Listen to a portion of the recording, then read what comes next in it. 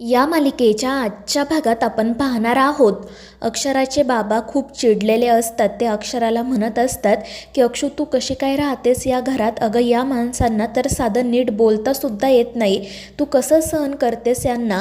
अगं तू या घरची लक्ष्मी आहेस तरी हे लोक तुझ्याशी असं वागतात ना, तुला कुठला मान देतात ना कुठला सन्मान देतात. तुझ्याबद्दल इथे वाटेल ते बोललं जातं, तू हे सगळं कसं सहन करतेस? आणि इतके दिवस तू आम्हाला हे सगळं का नाही सांगितलं बाळा? तू हे सगळं एकटी का सहन करत राहिली? काय आहे इथे?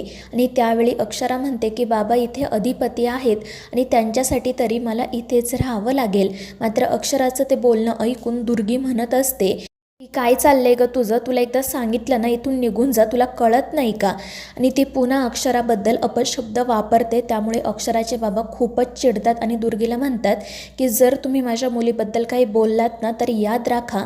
तर दुर्गी सरळ त्यांच्या अंगावर धावून जात म्हणते की काय करशील रे तू थेरड्या, आणि अक्षराच्या बाबांना ढकलून देते. त्यामुळे त्यांचा तोल जातो आणि ते खाली पडतात. त्यांच्या डोक्याला मोठी जखम होते आणि ते पाहून अक्षरा घाबरते. पण भुवनेश्वरी किंवा दुर्गी यांना काहीच फरक पडत नाही. दुसरीकडे इराने इतकं सांगून सुद्धा अधिपती म्हणत असतो की तुमचा काहीतरी गैरसमज होत असेल इराताई, तो मदन वगैरे फक्त मास्तरीनबाईंचा मित्र असेल, त्या व्यतिरिक्त काही नाही. कारण मास्तरीनबाईंचं आणि आमचं लग्न झाले त्या असं नाही करू शकत. पण इरा नाटक करत म्हणत असते की अधिपती जिजू आता कसं सांगू मी तुम्हाला, मी जे काही बोलते ना ते अगदी खरं आहे. मात्र तरीही अधिपती तिच्यावर विश्वास ठेवत नाही. तो म्हणत असतो की मास्तरीनबाई असं करूच शकत नाही. पण इरा पुन्हा पुन्हा पुन्हा पुन्हा त्याला तेच सांगत असते आणि म्हणत असते की तुमचं ताईवर खूप प्रेम आहे ना म्हणून तुम्हाला असं वाटतं. मात्र तिचं तुमच्यावर प्रेम वगैरे काही नाही. तिला फक्त तुमच्याबद्दल राग आहे आणि तुमच्याचबद्दल नाही तर तुमच्या आईसाहेबांबद्दल सुद्धा. अहो सगळं कोल्हापूर त्यांना किती मानतं, मात्र ताईच्या मनात त्यांच्याविषयी खूप राग आहे. ती म्हणत असते की त्या भुवनेश्वरी मॅडम कटक कारस्थानी आहेत, पाताळ यंत्री आहेत. आणि तिचं असं बोलणं ऐकून अधिपती खाली मान घालतो. पण तरीही इरा गप्प बसत नाही. ती वाटेल ते अधिपतीच्या मनात भरवायचा प्रयत्न करत राहते. तर दुसरीकडे अक्षरा पटकन तिच्या बाबांना सावरते. ते खूपच घाबरलेले असतात. अक्षरा त्यांना आधार देत खाली बसवते आणि धनाजीला आवाज देत पाणी आणायला सांगते. मात्र तो धनाजीसुद्धा बाहेर येत नाही. अक्षराच्या बाबांच्या डोक्यातून रक्त येत असते. ती पटकन त्यावर रुमाल लावते आणि बाबांना शांत व्हायला सांगते. मात्र तरीसुद्धा भुवनेश्वरीला आणि दुर्गीला तिच्याबद्दल आणि तिच्या बाबांबद्दल काही वाटत नाही. उलट दुर्गी म्हणत असते की या थेरड्याला येथून घेऊन जा, आता इथे थांबू नकोस. आणि ते ऐकून अक्षरा म्हणते की बास करा दुर्गेश्वरी मॅडम, जर माझ्या बाबांना काही झालं ना तर मग बघा. मात्र भुवनेश्वरी म्हणते की काय बघायला सांगताय तुम्ही, घेऊन जा तुमच्या वडिलांना येथून, उगाच सणासुदीला आमच्या घरात काही विपरीत घडायला नको.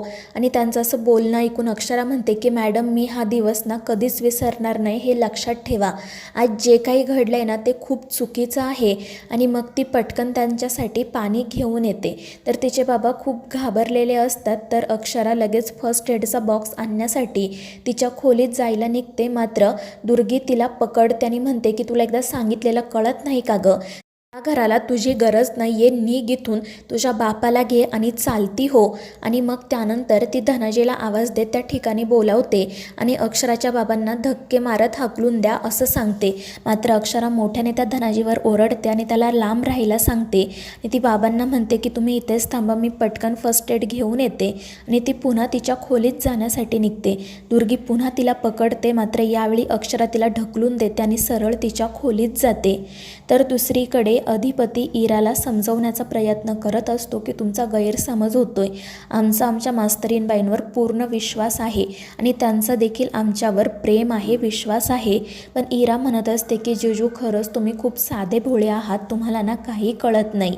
उलट मग त्यानंतर ती स्वतःचं आणि अक्षराचं कंपॅरिझन करू लागते आणि अधिपतीला म्हणू लागते की माझेसुद्धा माझ्या सासूसोबत वाद होतात, मात्र ते तेवढ्या पुरते असतात, आमचं एकमेकींवर खूप प्रेम आहे. मात्र ताईचं आणि भुवनेश्वरी मॅडमचं तसं नाही आहे. भुवनेश्वरी मॅडमला माणसं जोडायची असतात, मात्र आमच्या ताईला ना माणसं तोडायची असतात. तिला ना लोक सहन होतच नाही. आणि अशा बोलण्यामुळे अधिपती दुखावला जातो. तो म्हणत असतो की तुम्ही नका असं बोलू. तर इरा नाटक करत म्हणत असते की मला वाटते तुम्हाला माझं बोलणं आवडत नाही.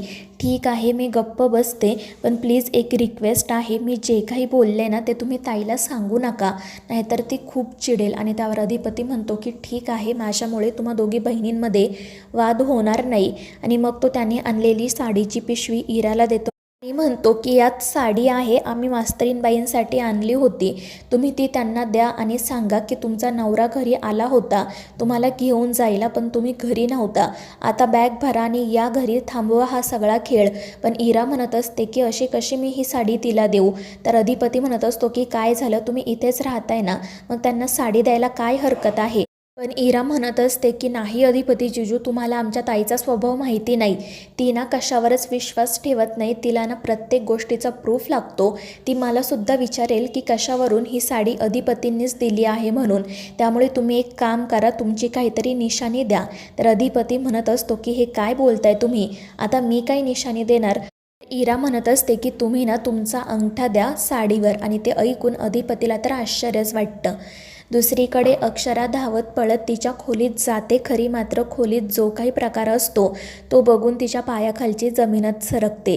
त्या खोलीमध्ये सगळीकडे गुलाबाच्या पाकळ्या पसरलेल्या असतात, बेडवर मुलीची कपडे असतात आणि आरशासमोर मेकअपचं सामानसुद्धा. आणि हे सगळं बघून अक्षराला तर मोठा धक्काच बसतो. हे सगळं काय आहे आधी तिच्या लक्षातच येत नाही आणि मग मात्र ती खूपच घाबरते. तर इकडे अधिपती इराला म्हणत असतो की साडीवर कोण अंगठा देतं, तुम्ही काय बोलताय, तुम्हाला तरी कळतं का. पण इरा म्हणत असते की प्लीज जिजू माझं ऐका ना.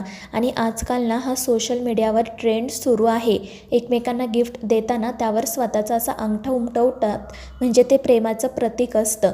तुम्ही सुद्धा असंच करा, म्हणजे ताईचा विश्वास बसेल. आणि मग ती पटकन पिशवीमधून साडी बाहेर काढते आणि अधिपतीला त्यावर अंगठा द्यायला सांगते. अधिपती साडीवर अंगठा देतो खरा, मात्र तितक्यात इरा टेबलवर असणारं ग्लास खाली पाडते, त्यामुळे अधिपतीचं त्या ग्लासाकडे लक्ष जातं. आणि तेवढ्याच वेळामध्ये इरा पटकन त्या साडीमधून एक कागद बाहेर काढते आणि त्यावर अधिपतीचा अंगठा घेते. अधिपतीला तर काही कळतही नाही आणि मग तो तेथून निघून जातो. तर इरा हसतच म्हणत असते की झालं एकदाचं काम. दुसरीकडे अक्षराला त्या खोलीतील तो सगळा प्रकार, त्या सगळ्या वस्तू बघून मोठा धक्का बसलेला असतो. ती वैतागून म्हणत असते की हे सगळं काय आहे, अधिपती माझ्यासोबत असं नाही वागू शकत, ही कोणत्या मुलींची कपडे आहेत, हे काय आहे सगळं. आणि ती मग रडू लागते. दुसरीकडे अधिपतीसुद्धा घरातून बाहेर पडतो, त्याला इराचं बोलणं आठवत असतं.